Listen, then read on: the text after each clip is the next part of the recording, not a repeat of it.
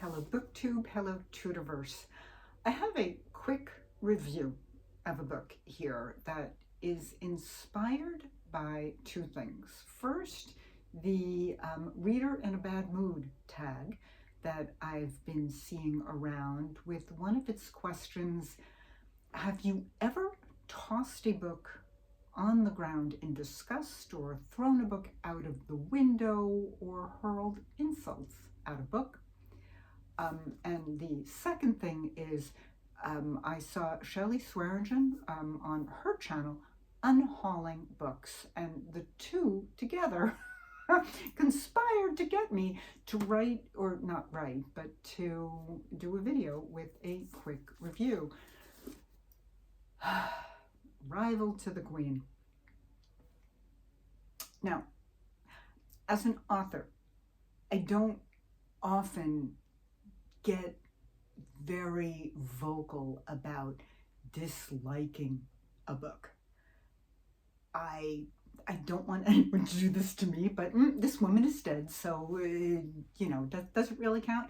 But more importantly, I am not attacking her writing. She wrote a great book. She wrote an interesting story, a gripping story, but to say that it was at best loosely inspired by the Tudors is even that is a serious understatement. So starting from the first page, from the very first page, she has Lettice Knollys, because this is about Lettice Knollys, the rival to the Queen, and she has Lettice Knollys witnessing burnings under Mary I. And so my first impression was, she got that wrong. The Knollys family left England before the burning started. And then I was like, oh, stop that. And I reined myself in. I totally understood why Erickson did that. The idea is always to put your character in the room so that they can explain it in real time and the reader can experience it with them. And it really wasn't a big deal. Does it matter?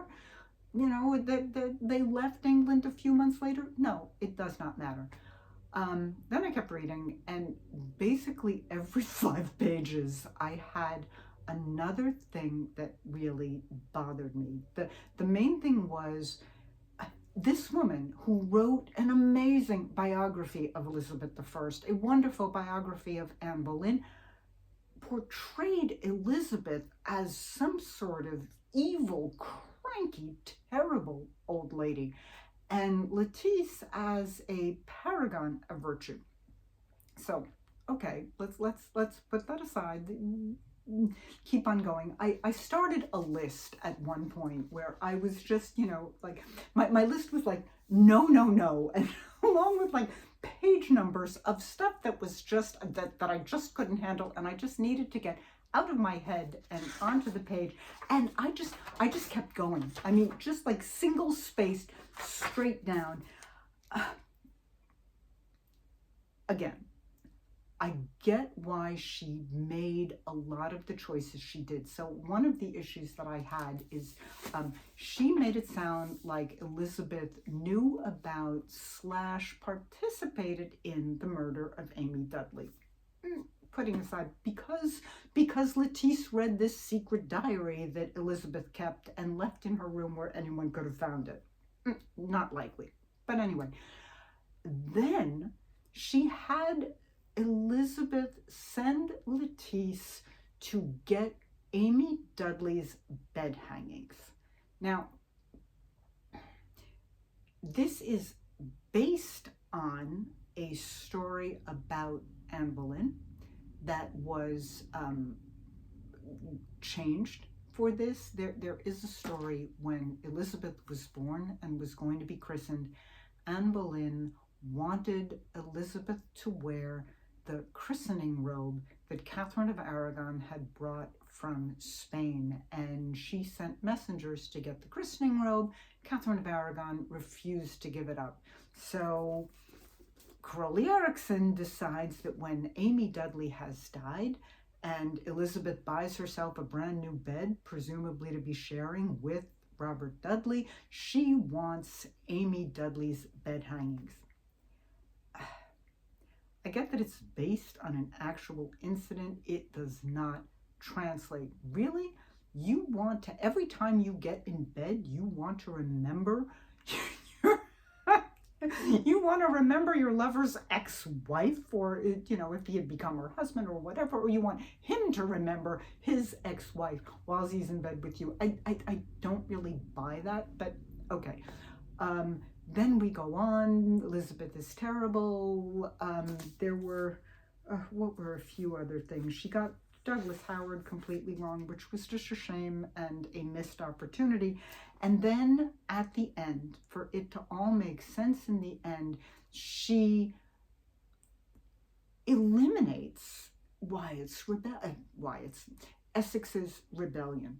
She has him return from Ireland with the men that he left with, some 2,000 men, and Elizabeth overreacts to this, and that is the basis on which she executes him. And by the way, Lettice Knollys has been brought back to court so that she can be a witness to all of this. Again, to say that this was loosely inspired by actual events is really overstating it. But again, wonderful story. It will keep you engaged, but if you are, if you know anything about the Tudors, it will make you throw the book, either maybe not out the window, to the floor, maybe curse a little bit, and definitely insult it, and which is basically what I've done here. So in response to that tag, have you ever cursed a book? Yes, I've just done it now, and I've done it in public. So I am going to be unhauling this book, donating it back to the library, which a lot of people do. A lot of the customers at the Book Nook will go ahead and buy a book and then come back a week later with a bag and donate it back. So this is going to be unhauled, deaccessioned, however you want to put it. And that was it. That was my quick review. Enjoy.